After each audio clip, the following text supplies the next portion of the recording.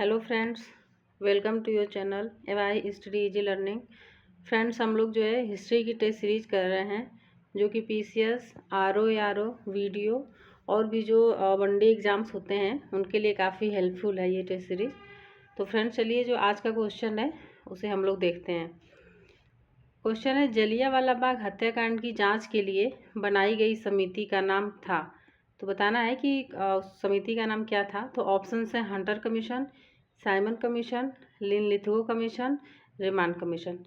तो फ्रेंड्स, जो जलियांवाला बाग हत्याकांड था इसकी जांच के लिए जो कमेटी बनाई गई थी वो थी हंटर कमीशन।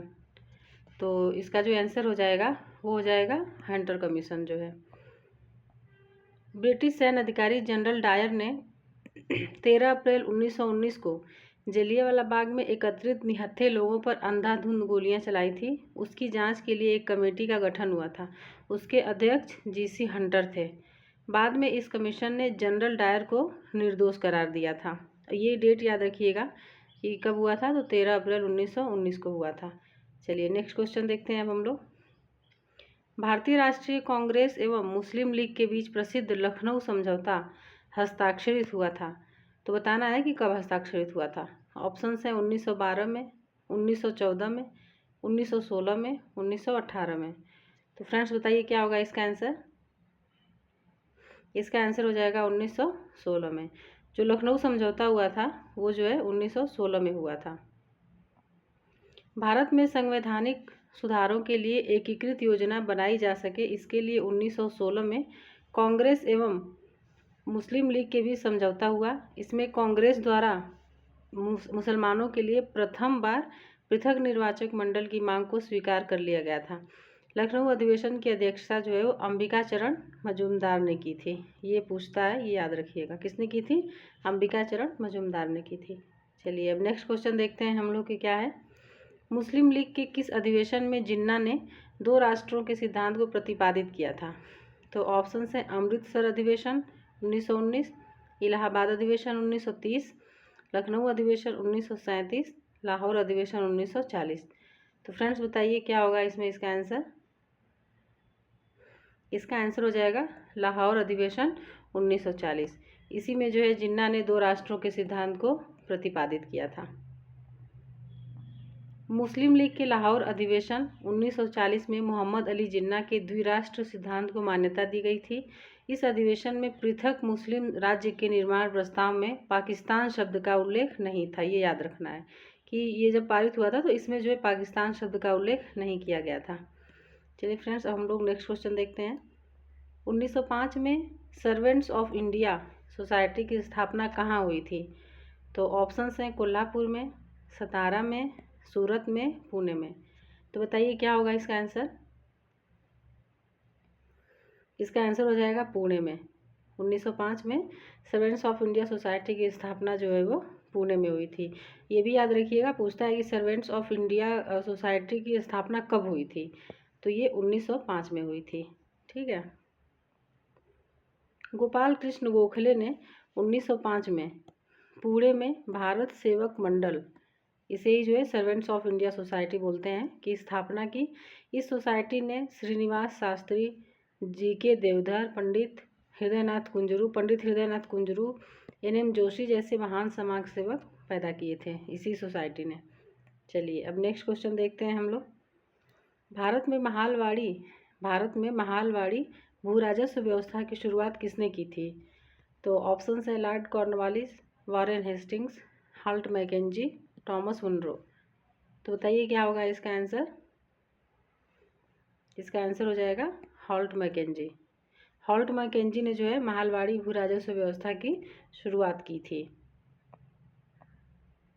चलिए अब थोड़ा सा यहाँ पे हम लोग कुछ डिटेल में देख लेते हैं।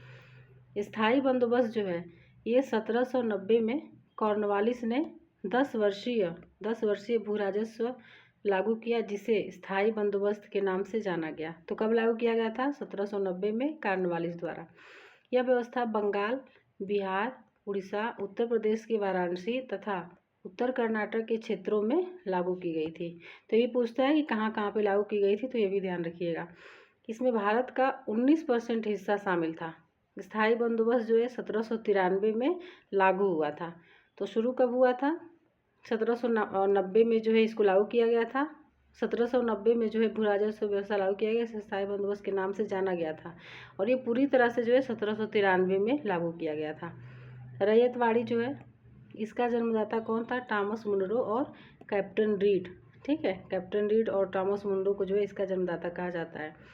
महालवाड़ी जो है इसमें क्या है? महाल का अर्थ गांव होता है। इसे अवध में तालुकदारी व्यवस्था और मध्य प्रांत एवं बरार में मालगुजारी भी कहते थे।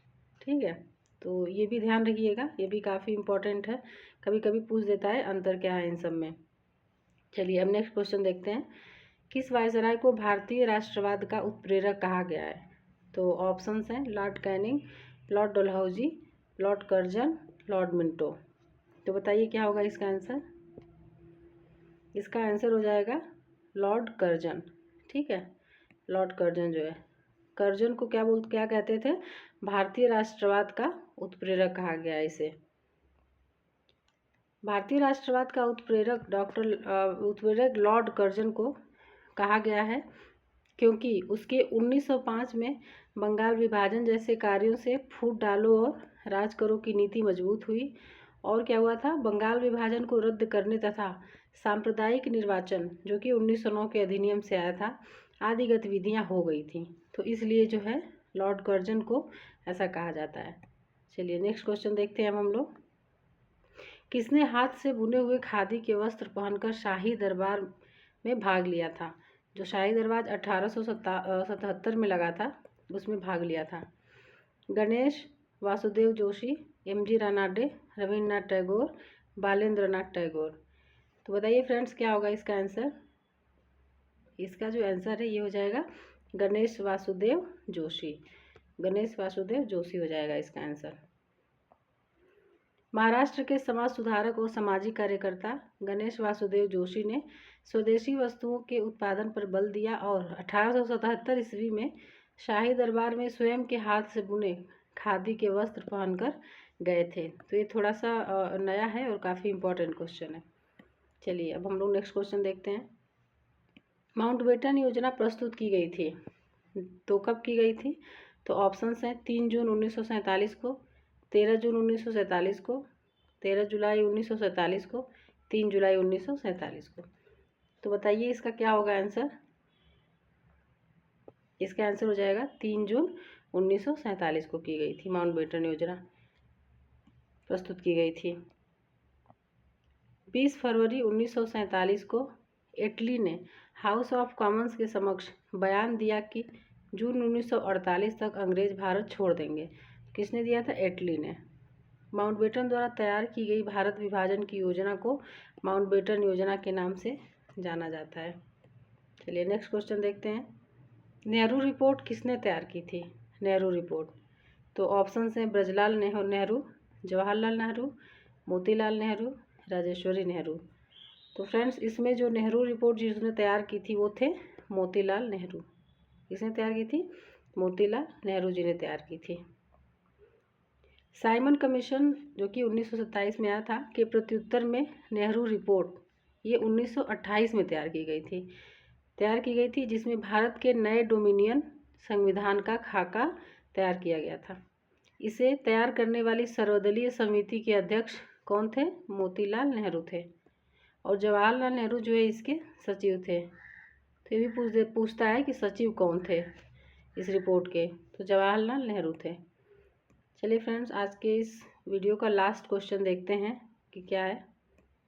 हिंदू विधवा पुनर्विवाह एक्ट किस गवर्नर के समय पारित हुआ था? तो ऑप्शंस हैं Lord Canning, Lord Irwin, Lord Wellesley, Northbrook. तो बताइए फ्रेंड्स क्या होगा इसका आंसर?